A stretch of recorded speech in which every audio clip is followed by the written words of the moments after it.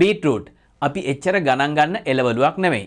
නමුත් නූතන කාලේ තරුණ සහ මධ්‍යම වයසේ පසු වෙන පිරිමි සහ කාන්තා යන දෙපාර්ශ්වයටම ඇතිවන නොයෙකුත් ආකාරයේ රෝග තත්ත්වයන් කිහිපයකට ඉතා පහසුවෙන් ස්වභාවිකව පිළිතුරු හොයාගන්න හැකියාවක් මේ බීට්රූට් මගින් ලබා ගන්න පුළුවන් කියලා නූතන විද්‍යාත්මක සොයා ගැනීම් වලින් හෙළිවෙමින් පවතිනවා. ඒ නිසා අපි අද මේ වීඩියෝ එක තුලින් මේ වගේ සොයාගන්න ලද නූතන විද්‍යාත්මක කරුණු භාවිතා කරමින් මොන වගේ වයස් කාණ්ඩවල මොන වගේ තත්ත්වයන්ගෙන් පෙළෙන අයට මේ ප්‍රයෝජන ලබා ගන්න පුළුවන්ද කියලා අපි අද කතා කරමු.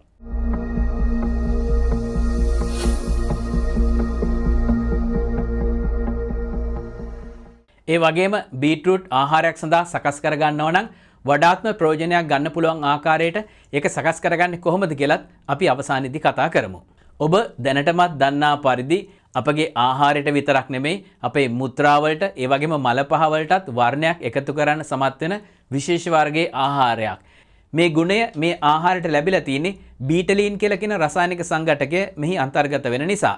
ඒට අමතරව ඉතා විශාල වශයෙන් මේ ගැන පරීක්ෂණ සිදු කළා මේ බීට්රූට් කරලියට පැමිණෙන එක්තරා වැදගත් හේතුවක් තමයි මෙහි අන්තර්ගත වෙලා තියෙන ඩයටරි නයිට්‍රේට් කියලා කියන කොටස. මොකද අපේ ශරීරයේ අභ්‍යන්තරයේ විශාල වෙනස්කම් විපර්යාස රාශියක් ඇති කරන්න මේ ඩයටරි නයිට්‍රේට් වලට හැකියාව තියෙනවා.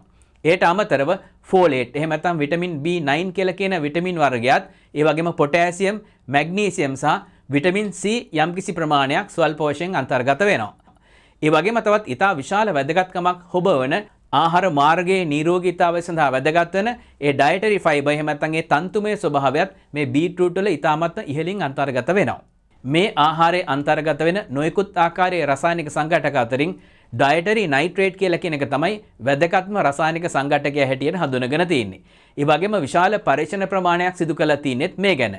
අපේ ශරීරය තුළ සිදුවන නොයෙකුත් ආකාරයේ සෞඛ්‍යමය විපර්යාස වලට ලොකු උත්තරයක් සපයන්න පුළුවන් හැකියාවක් මේ ඩයටරි නයිට්‍රේට් වලට තියෙනවා කියලා සොයාගත්ත එක තමයි මේ එළවලුව මෙච්චර ජනප්‍රිය වෙන්න එක්තරා හේතුවක් උනේ. අපි මේක ආහාරය සඳහා ලබා ගනිද්දී මුඛ කුහරයේ ඉන්න යම්කිසි බැක්ටීරියාමය ක්‍රියාකාරීත්වයක් නිසා සහ අපේ නාස් කුහරය තුළ සිදුවෙන යම්කිසි ආකාරයේ ක්‍රියාවලියක් නිසා මේ ඩයටරි නයිට්‍රේට් පසුව අපේ ශරීරය තුළදී නයිට්‍රික් ඔක්සයිඩ් බවට පත් වෙනවා. අපේ රුධිරයේ මේ නයිට්‍රික් ඔක්සයිඩ් වැඩිපුර අන්තර්ගත වෙනකොට ඒ මගින් හැකියාව ලැබෙනවා අභ්‍යන්තර රුධිර ዋහිනිය වල තියෙන පටක සැහැල්ලු භාවයට පත් කරන්න. එහෙම නැත්නම් රුධිර වාහිනී විස්තරණය කරන්න. මේ හැකියාව මගින් අපේ රුධිර පීඩනය යාමනය කරන්න ඉතා විශාල රුකුලක් ලබා ගන්න පුළුවන් හැකියාවක් ලැබිලා තියෙනවා කියලා පරීක්ෂණ රාශියක් මගින් තහවුරු කරගෙන තියෙනවා.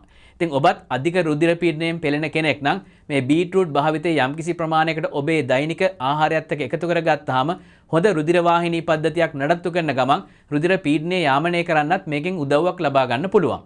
එදිනෙදා ඔබේ ජීවිතයේ නිරෝගීතාව සඳහා වැදගත් වෙන මෙවැනි කාරණා ඔබ හමුවට රැගෙන එන ෆුඩ් බොඩි මෑන් channel එකට ඔබ තාමත් එකතු වෙලා නැත්නම් subscribe කරලා අපිත් එක්ක එකතු වෙන්න කියලා අපි ඔබට ආරාධනා කරනවා. ඒ වගේම තවත් හඳුනාගත් වැදගත් කාරණයක් තමයි වයස්ගත වෙනකොට මොළයේ විවිධ ප්‍රදේශවල රුධිර ගමනාගමනයේ අඩුපාඩු සිදුවීම නිසා ඇතිවෙන රෝගී තත්ත්වයක් තමයි ඇල්සයිමර් කියලා කියන්නේ. ඒ වගේම ඊටමත් සාර්ථක ප්‍රතිඵල අත්කර ගනිමින් පවතින නිසා ඒ වගේ රෝගී තත්ත්වයන්ගෙන් පෙළෙන අයට මෙය වැඩිපුර ආහාරයත් සමග එකතු කරලා දීමෙන් ඉහළ ප්‍රතිඵල ලබා ගන්න පුළුවන් හැකියාවක් තියෙනවා කියලා හඳුනගෙනත් තියෙනවා. ඒ වගේම නූතන තරුණ පරම්පරාව අතර තියෙන ඉතාමත්ම බහුල සිද්ධියක් හැටියට රෙක්ටයිල් ඩිස්ෆන්ක්ෂන් කියලා කියන එක. එහෙම නැත්නම් ලිංගික ක්‍රියාවලින් සිදු කර ගැනීමට පිරිමියාට තියෙන නොහැකියාව වගේ තත්ත්වයන් ඇති වෙන්න ප්‍රධාන හේතුවක් තමයි ඒ ලිංගික ප්‍රදේශ වෙතට රුධිර ගමනාගමනයේ සිදු වෙලා තියෙන අඩුපාඩු.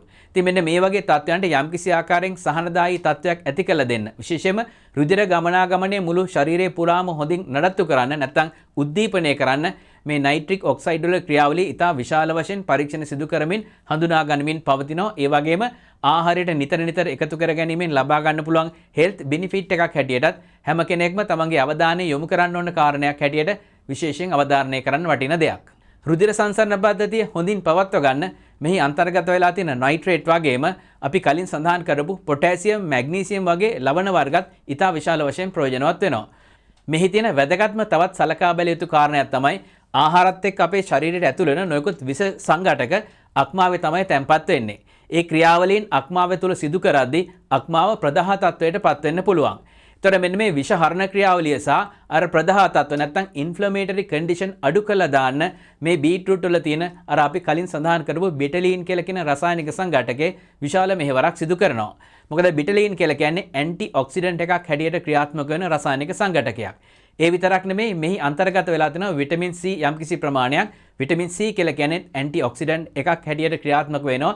ඒ නිසා අක්මාවේ විෂ හරණයට ඒ වගේම අර තියෙන ඉන්ෆ්ලමේෂන් එක අඩු කරන්න බීට්‍රූට් වලින් ලබා ගන්න පුළුවන් රසායනික සංඝටකයන් ගොඩක් අක්මාව සුවපත් කරන්න අපිට භාවිතා කරන්න පුළුවන්. අක්මාවේ නිරෝගීතාවයත් එක්කම රතු රුධිරාණු නිෂ්පාදනය කිරීමේ ක්‍රියාවලියට මෙහි අන්තර්ගත වෙන ෆෝලේට් එහෙම නැත්නම් විටමින් B9 කියලා කියන එක ඉතා විශාල වශයෙන් උදව් කරනවා. ඒ වගේම තවත් අපි දන්න කාරණයක් තමයි බීට්‍රූට් කියලා කියන්නේ යකඩ අන්තර්ගත වෙලා තියෙන එළවලුවක්. ඒතර මේ යකඩ හොඳින් අවශෝෂණය කිරීම සඳහා අපේ ආහාර මාර්ගයේදී අපිට මේ ආහාරයත් එක්ක යම්කිසි ආකාරයේ විටමින් C ප්‍රමාණයක් එකතු කරගන්න ඕන. තවත් බීට්‍රූට් මගින් ලබා ගන්න පුළුවන් හරි අපූර්ව තත්වයක් තමයි අපි ව්‍යායාම කරනවා නම් ඒ ව්‍යායාමයට කලින් අපිට එනර්ජි ඩ්‍රින්ක් එකක් හැටියට එහෙම නැත්නම් අපේ තියෙන රුධිර දහවණය වේගවත් කරන්න බාහිරින් ලබා ගන්න පුළුවන් උපකාරයක් හැටියටත් මේ බීට්‍රූට් භාවිතා කරන්න පුළුවන් කලින් සඳහන් කරපු නයිට්‍රේට් වලින් ලබා ගන්න පුළුවන් ඒකේ තියෙන ප්‍රයෝජනේ නිසා. ඒ වගේම අපි මේ කතා කරපු ප්‍රයෝජන වලට අමතරව මෙහි තියෙන සයිඩ් ඉෆෙක්ට් එහෙම නැත්නම් අතුරු ආබාධ ගැන කතා කරොත් පළවෙනි කාරණය තමයි රුධිර වාහිනී පද්ධතිය ආශ්‍රිතව ඒ වගේම මුත්‍රා පද්ධතිය ආශ්‍රිතව ලේ ගැනීම වගේ රෝගී තත්ත්වයන් තියෙනවා නම් මේක ආහාරයක් හැටියට ගන්න සුදුසු නෑ. මොකද ලේ පාටට මුත්‍රා එහෙම නැත්නම් ලේ පාටට මල ද්‍රව්‍ය පිට වෙනකොට ඒ වෛද්‍ය පරීක්ෂණවලට යම්කිසි ආකාරයේ හානියක් සිදු වෙන්න පුළුවන්. ඒ වගේම බොහෝ අය අතර තියෙන ගැටලුකාරී තත්ත්වයක් තමයි බීට්‍රූට් කෑවට පස්සේ සීනි වැඩි වෙන්න පුළුවන්ද කියලා. ඇත්තටම මෙහි තියෙන ග්ලයිසිමික් ඉන්ඩෙක්ස් එක අපි 61ක් වගේ ප්‍රමාණයක් වුණාට ග්ලයිසිමික් ලෝඩ් එක 5ක් වගේ පහළ අගයක් නිසා ඉතා විශාල ප්‍රමාණයකින් ඇඟේ සීනි මට්ටම ඉහළ දැමීමට මේ බීට්‍රූට් එච්චරම පිටුවහලක් වෙන්නේ නැහැ. මෙහි අන්තර්ගත වෙන ඉහළ ඔක්සලේට් ප්‍රමාණය නිසා කිඩ්නි ස්ටෝන් එහෙම නැත්නම් මුත්‍රා ගල් ඇතිවීමේ යම්කිසි ප්‍රවණතාවයක් වැඩිපුර බීට්‍රූට් ආහාරයට ගැනීමේදී ඇති වෙන්න පුළුවන්. අපි මේ බීට්‍රූට් ආහාරයට ගනිද්දී සැලඩ් එකක් හැටියට එහෙම නැත්නම් ජූස් එකක් හැටියට නැත්නම් ව්‍යංජනයක් හැටියට ගනිද්දී දෙහියුෂ යම්කිසි ප්‍රමාණයක් එකතු කරලා විටමින් C අන්තර්ගත කිරීම තුළින් අපිට අර ඔක්සලේට් වලින් ඇතිවෙන තත්ත්වයන් පාලනය කරගන්න උදව්වක් ඒකෙන් ලබා ගන්න පුළුවන්. තවත් සමහර අයගේ ආහාර ජීර්ණ පද්ධතියේ තියෙන බ්ලෝටිං එහෙම නැත්නම් ජීර්ණ ක්‍රියාවලියට යම් ආකාරයේ බාධාවල් මේ බීට්‍රූට් අධිකව ගැනීමෙන් ඇති වෙන්න පුළුවන් කියලා හොයාගෙන තියෙනවා. ඒ වගේම විශේෂයෙන් සලකා බැලිය යුතු තවත් අතුරු ආබාධයක් හැටියට බ්ලඩ් ප්‍රෙෂර් මෙඩිකේෂන් ගන්න කෙනෙකුට එහෙම නැත්නම් අධිරුධිර පීඩනය සඳහා ප්‍රතිකාර ගන්න කෙනෙකුට මේ බීට්‍රූට් ගන්නකොට ඒක හොඳ යාමනය කරපු තත්වයකින් ලබා ගැනීම අත්‍යවශ්‍ය කාරණයක් වෙනවා. බීට්‍රූට් ආහාරයක් සඳහා ගන්නවා නම් වඩාත්ම සුදුසු වෙන්නේ මොන විදියට ගන්න එකද? තමන්ගේ අවශ්‍යතාවය තමයි මේදී සලකා බලන්න ඕනේ. මේක අපි වතුර භාජනයක දාලා තැම්බුවොත් එහි තියෙන නයිට්‍රේට් කොටස් ගොඩක් ජලයත් එක්ක අයින් වෙන්න පුළුවන්. ඒ නිසා අපිට කරන්න පුළුවන් මේක ජූස් එකක් හැටියට භාවිතා කරන්න පුළුවන්. නයිට්‍රේට් ගැන වැඩි සැලකිල්ලක් දක්වලා මේක ආහාරයට එකතු කර ගන්නවා නම්. එහෙම නැත්නම් මේකේ තියෙන ඩයටරි ෆයිබර් සහ ඒකේ තියෙන පොටෑසියම් මැග්නීසියම් ගැන සලකනවා නම් අපිට සාමාන්‍ය ආකාරයෙන් මේක පිසලා නැත්නම් උයලා භාවිතා කරන්න පුළුවන්.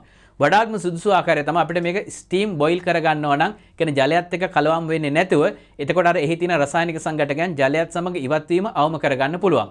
ඉතින් ඔබ හොඳින් දන්න ආකාරයට බීට්‍රූට් ජූස් එකක් හැටියට පාවිච්චි කරන්න පුළුවන්. සැලඩ් එකක් හැටියට පාවිච්චි කරන්න පුළුවන්. නැත්නම් බොහෝ කාලයක් තිස්සේ අපි පරිභෝජනය කරලා තියෙන උයලා නැත්නම් ව්‍යංජනයක් හැටියට භාවිතා කරන්න හැකියාව තියෙනවා. ඒ වගේම ඔබ හොඳින් දන්න දෙයක් තමයි බීට්‍රූට් ව්‍යංජනයක් හදනකොට අපි එකට කොස් ඇට එහෙම එකතු කරලා තෙල් දාලා සකස් කරගන්න ව්‍යංජනේ කොච්චර රසකින් යුක්තද කියලා හැමෝම දන්නවා ඇති. අද මේ වීඩියෝ එක තුළින් ඔබට ඉතාමත්ම වටිනාකමකින් හෙබි මේ බීට්‍රූට් කියලා කියන ආහාරය භාවිතා කරන්න ඕනේ කොහොමද කියන එක ගැන යම්කිසි අවබෝධයක් ඔබට ලැබෙන්න ඇති.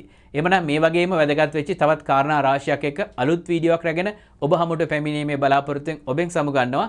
ස්තුතියි.